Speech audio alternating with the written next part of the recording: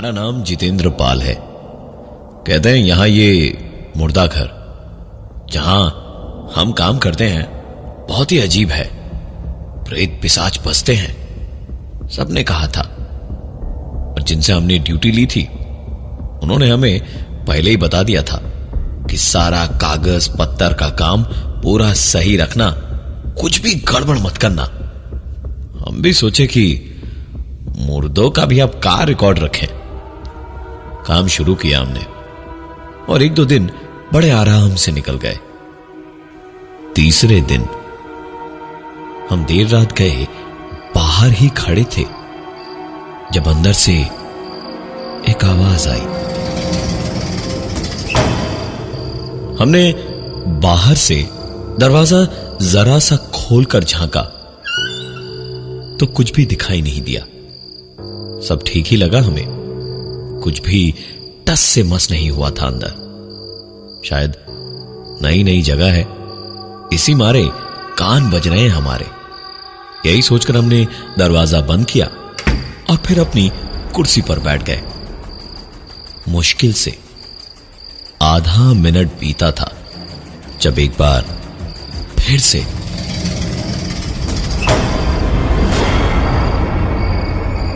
इस बार हम समझे कि कान तो नहीं बज रहे हैं, कुछ और बात है। डरते हुए फिर दरवाजे से अंदर झांका तो देखा फिर सब कुछ ठीक था, कुछ भी गड़बड़ नहीं था। हम कुर्सी पर बैठ के सोच रहे थे कि ये सब आखिर हो क्या रहा है, जब एक बार फिर से अब तो माथा ही घूम गया हमारा। दरवाजा पूरा खोल के झांका। इस बार कुछ तो अलग लगा हमें, कहीं तो लगा कुछ गड़बड़ जरूर है। बगल में ही स्विच लगा था जिसको ऑन किए, लेकिन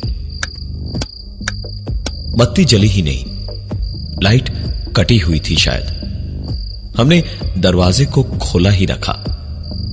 बाहर से आती रोशनी में ही हमने देखा कि एक ड्रॉर खुला हुआ था, जरूर खुला रह गया था हमसे और सरक के खुल गया था, जिसकी आवाज हमें सुनाई दे रही थी।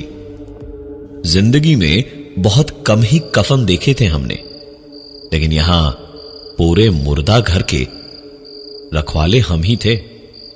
बहुत डरते हुए हम गए और ड्रॉर को बंद कर दिया।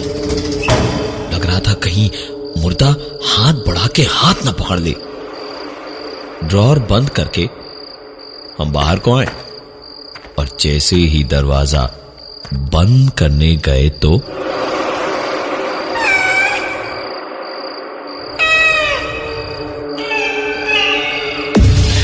बच्चे के रोने की आवाज आने लगी। मुर्दा घर में बच्चा कहां से रोएगा, यह सोचने की हिम्मत तो नहीं थी, लेकिन फिर हिम्मत पूरी बटोरकर हम अंदर घुसे। आवाज अंदर बाईं ओर से आ रही थी। उधर देखा तो बर्फ की सिल्ली बनकर जम गए हम वहीं। 3 ही मीटर दूर रहे होंगे हम उससे। 10 मिनट पहले ही वहां एक मुर्दा रखे थे हम, याद था हमें। और इस वक्त हमें 2 चमकती हुई आंखें दिख रही थी और रोने की एक डरावनी आवाज आ रही थी। हम भागना तो दूर की बात है, हिल भी नहीं पा रहे थे। और तभी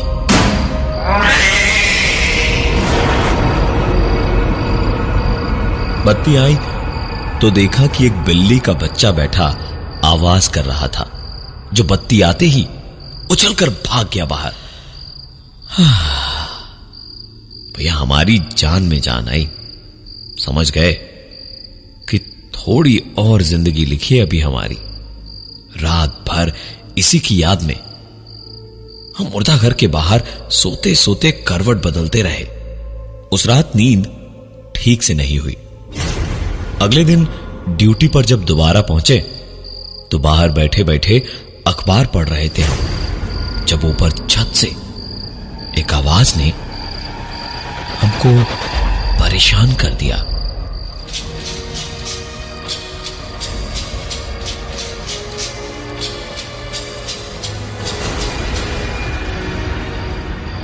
हमने आवाज को ध्यान से सुना, तब समझ आया कि यह आवाज छत से आ रही थी।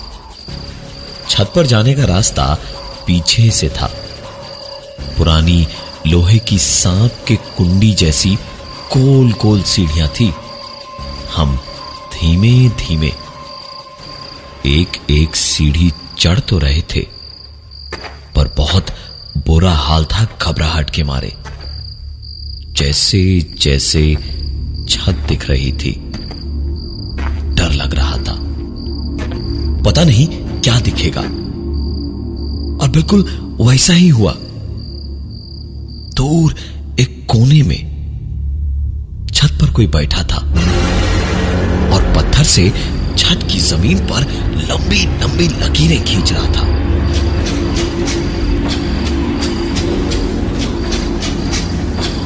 अजीब बात यह थी कि वो लकीरें थोड़ी थोड़ी दूरी पर थी।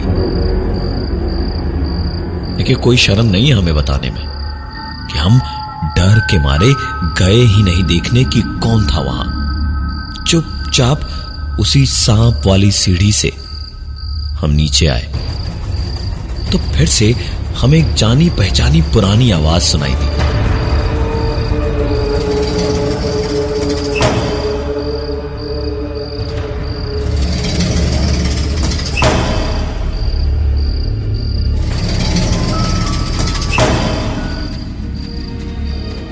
हम इस समय इतना डरे हुए थे जितना हम शायद कभी नहीं डरे थे।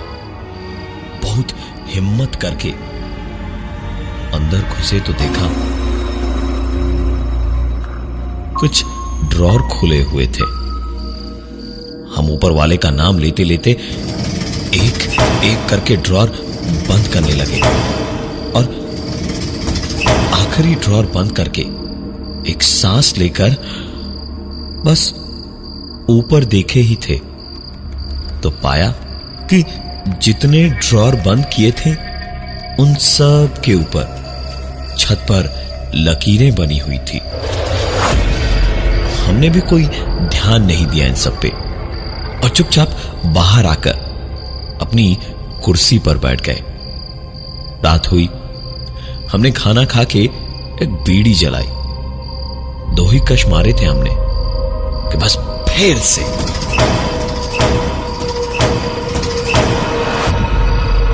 बहुत बहुत डर लग रहा था, लेकिन एक ही बात का सहारा था कि अभी तक कोई नुकसान नहीं हुआ था हमें। अंदर झांक के देखा तो ड्रॉर खुले हुए थे। ऊपर वाले का नाम लेते लेते शांति से सारे ड्रॉर मैंने एक एक करके बंद किए और पता नहीं क्या सोच रहे थे हम कि हमने छत की ओर देख लिया तो फिर से देखा जितने ड्रॉर्स खुले थे उन सब के ऊपर छत पर लकीरें बनी हुई थी। हम किस्मत को कोस तो रहे थे, लेकिन शुक्र भी मना रहे थे कि चलो जान माल का नुकसान तो कुछ भी नहीं हुआ है। बैठे बैठे अपनी कुर्सी पर ही सो गए। लेकिन ससुरी, हमारा सुकून कैसे बर्दाश्त हो सकता है किसी को भी। एक आवाज से हम जागे।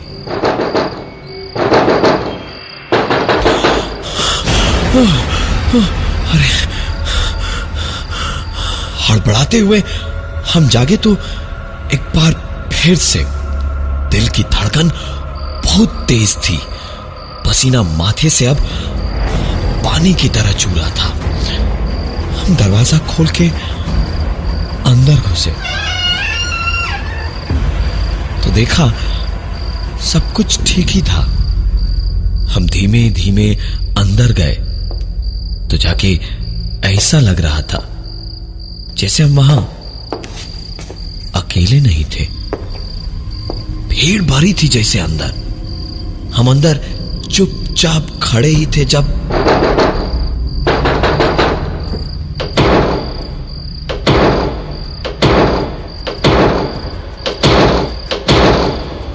इतनी तेज आवाज थी कि हमारी आंखों में अब आंसू भर गए थे। हमसे रहा नहीं गया और फिर हम कान पे हाथ रख के चिल्ला पड़े, अरे कौन है? क्या चाहिए तुमको? आए हमारे पीछे पड़े हो? अरे बंद करो ये शोर शराबा और चुप हो जाओ।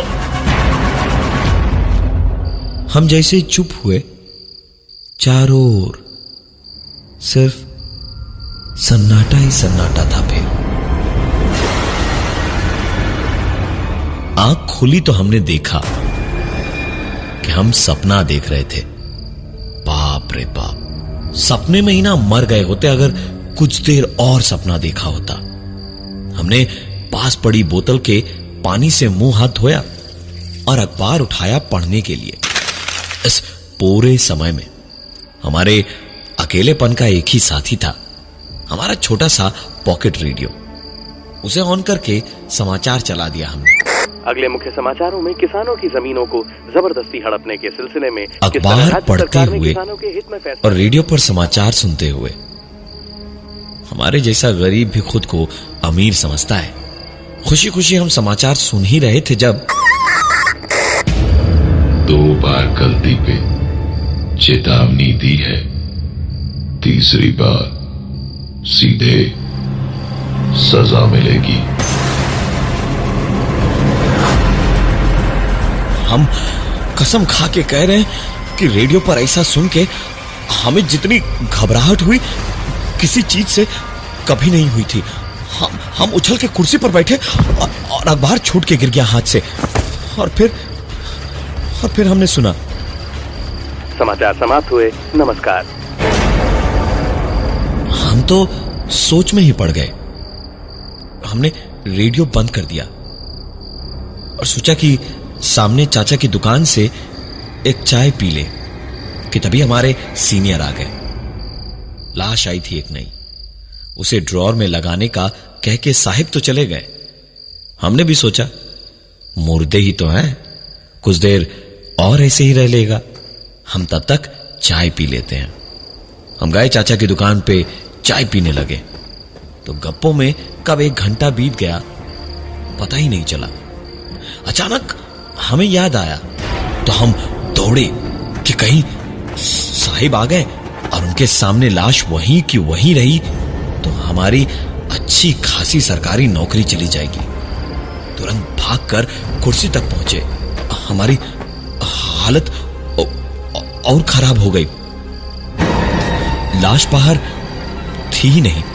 हमने रजिस्टर देखा तो उसमें लाश की एंट्री थी ही नहीं।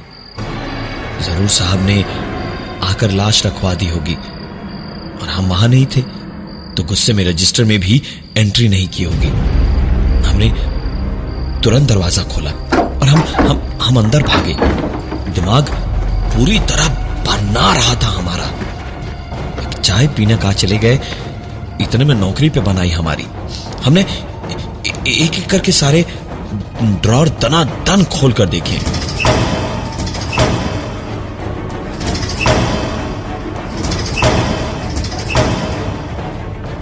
कहां किस में रखी है लाश, कम से कम हम देखकर रजिस्टर में एंट्री कर दे ताकि बवाल थोड़ा कम हो। हमने सारे ड्रॉर देख लिए, लाश मिली ही नहीं।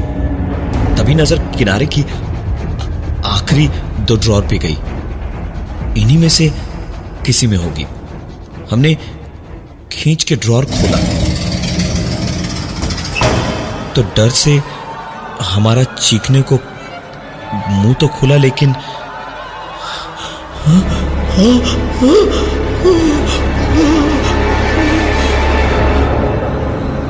खाली कोशिश ही कर पाए थे चीखने की और मुंह से सिर्फ हवा ही निकल रही थी।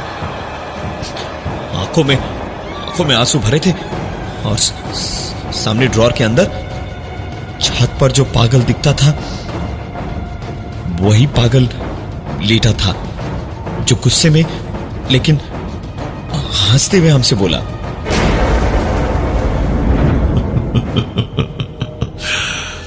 अपना काम ढंग से करो। मुर्दे हैं तो क्या हुआ, इनकी भी इज्जत करो। हमारी जगह कोई वीर प्रतापी भी होता तो वैसे ही भागता वहां से जैसे हम भागे उस पगले की बात सुन के। और उसे वहां देखकर ऐसा लग रहा था जैसे हमारे पूरे शरीर पर किसी ने कपूर घुला पानी डाल दिया था। डर के मारे कान तंदूर जैसे गर्म हो गए थे और बाकी शरीर बर्फ जैसा ठंडा था।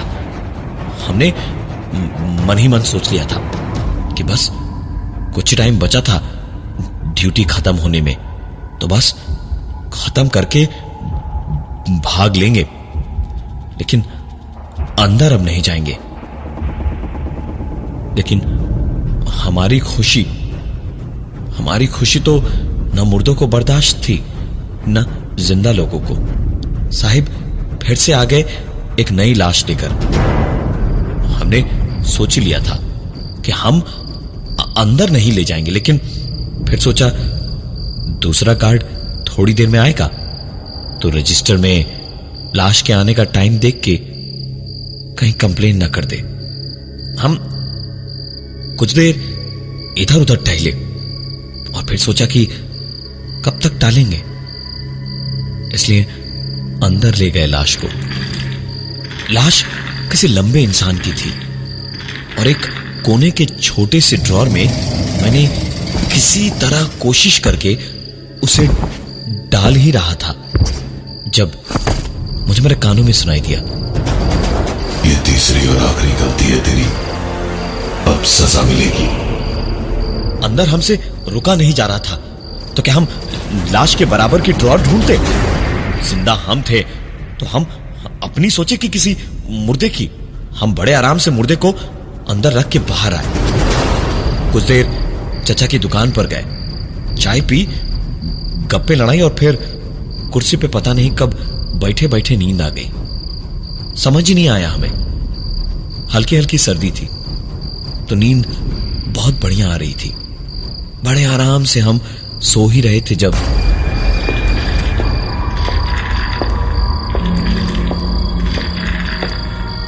लो भाई नई बॉडी आई है। नींद में गरीब आदमी हमेशा ड्यूटी पे ही रहता है। हाँ सर, अभी आए सर। इतना बोल के हम उठने को गए तो हमारा सर बहुत तेज किसी चीज में लड़ा।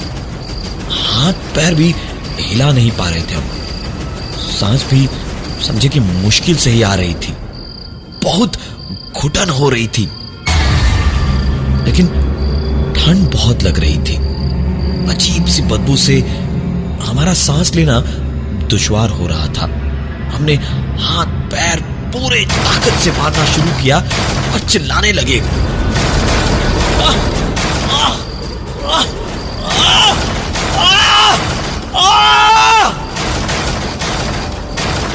अरे हम कहाँ हैं? कोई है? अरे निकालो हमें यहाँ से कोई! अरे कोई तो सुन रहा है हमें!